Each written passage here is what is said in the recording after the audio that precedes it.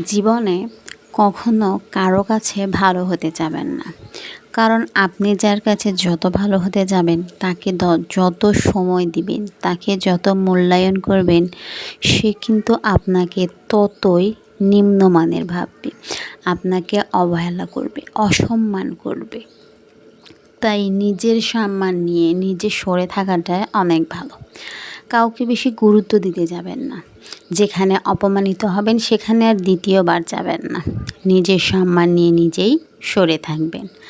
আপনার চারপাশে অনেক মানুষ থাকে, তাদের সবার কখনো মন জুগিয়ে আপনি চলতে পারবেন না।